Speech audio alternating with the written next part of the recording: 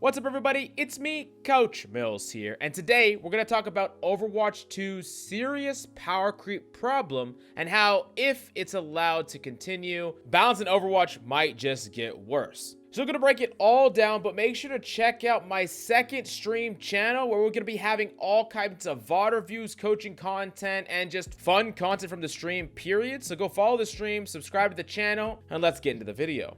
Now, I know that this is probably like my fifth serious problem video about Overwatch. We talked about freaking Doomfist. We talked about Sojourn. We've talked about Genji and Hanzo. All of these for various reasons.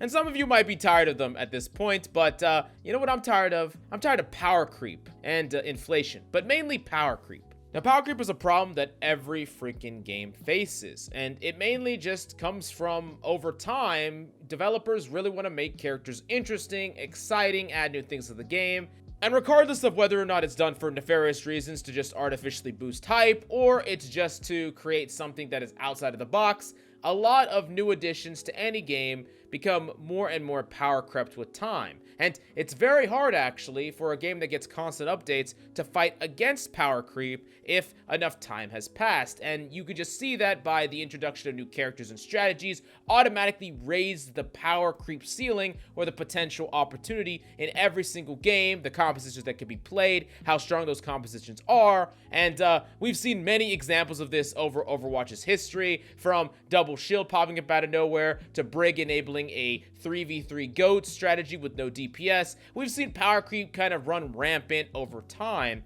but especially when we come to Overwatch 2, we're seeing insane amounts of power creep already, and the game really is just launched. But that's the thing.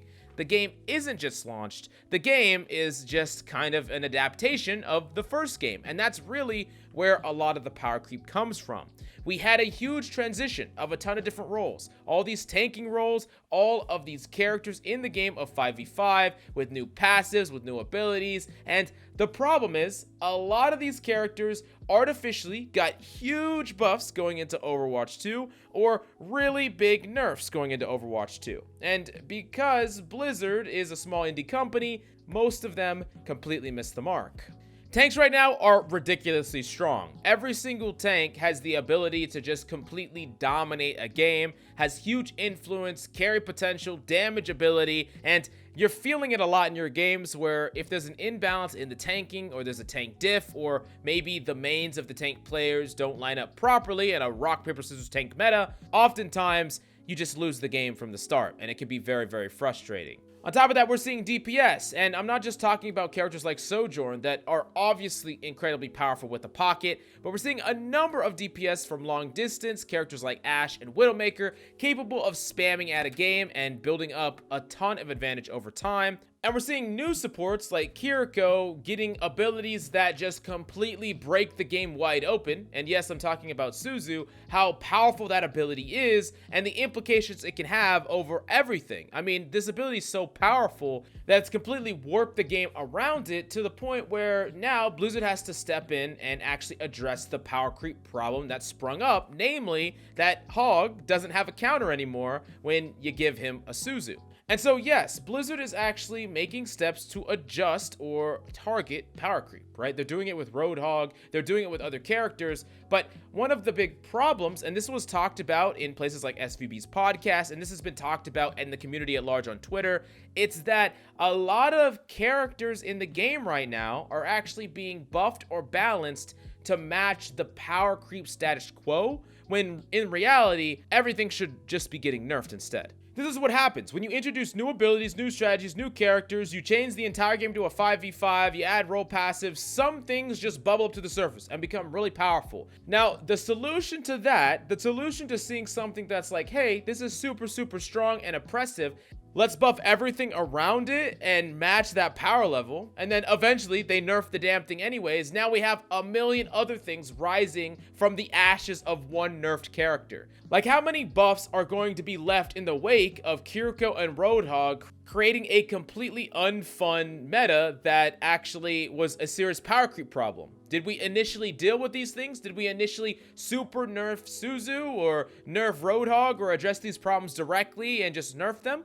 No, we didn't. What did we actually do? We super buffed Ana. We super buffed Zarya. We super buffed Orisa. We super buffed Junker Queen. And now finally, coming down home stretch, we're gonna end up in a situation where Hog is losing his one-shot capability. And this power creep problem that bubbled to the surface is finally getting put to bed, at least the Hog aspect of this. I think Kiriko is another problem, but we'll talk about that in a different video. But you see, what happened here is that now there's a ton of other things that are insanely strong and now at the forefront. And it's not like tanks were underpowered before. In fact, tanks were most likely overpowered before, and all of them needed a nerf across the board. But did we get that? No, we didn't. We got severe power creep in the tanking role that was already probably too powerful. Now, I really don't know what it is about Blizzard that doesn't like to handle problems directly. Whenever something happens, something big happens, some really powerful thing, they are afraid of, one, over nerfing something, and two, they would much rather think of a complex solution instead of a direct one. And I think that oftentimes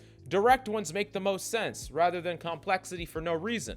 And this has always been the case with Blizzard. It's not a new thing. We saw this a lot in the GOATS Brig meta, where they did nerf Brig slightly, but oftentimes they would try to buff things around. They're like, oh, this hypothetically counters Brig, let's buff that. Or, oh, let's buff all these other tanks, let's buff this strategy, let's buff that strategy. Let's make it so everything else is really strong so it competes.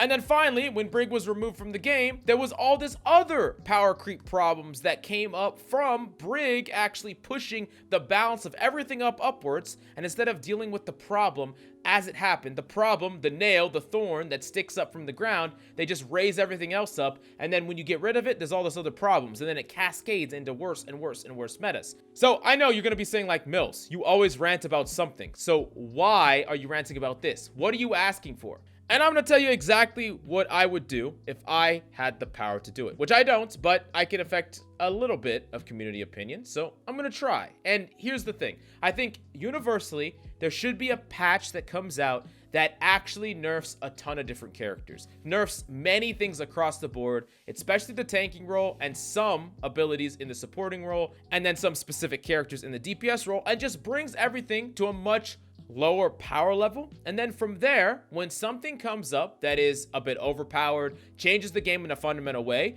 we actually address the target or the problem directly, whether that's with a direct, very, very severe nerf, or whether that's with a huge change in the ability numbers or the ability metrics, the cooldown metrics, or maybe even just a complete change of the character. You gotta understand that not every idea for a character has to be perfect. Like, it's perfectly okay to come up with an idea for an ability or a design, implement it into the game, only to find out that it breaks something and that it doesn't work, or it's hard to balance, or it's problematic, and then reeling that back, either making it way weaker or maybe even deleting it altogether. It's okay to test things as long as you directly address them when they go wrong, right? That's the only way to learn. So yeah, this video basically identified the power creep problem and the many symptoms of this problem, and what I think that Blizzard should do instead, if they want to deal with this problem for the foreseeable future, is to surgically target the actual problem children.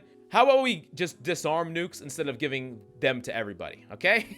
But let me know down below if you agree or greatly disagree with my take. It's perfectly fine. But I'm definitely curious in what y'all have to say. And smash that like, subscribe. Go check out my second channel and my stream if you want to catch me live coaching, VODs, and so much other content. But thank you so much for coming by. Hope you enjoyed the video, and I'll see you next time.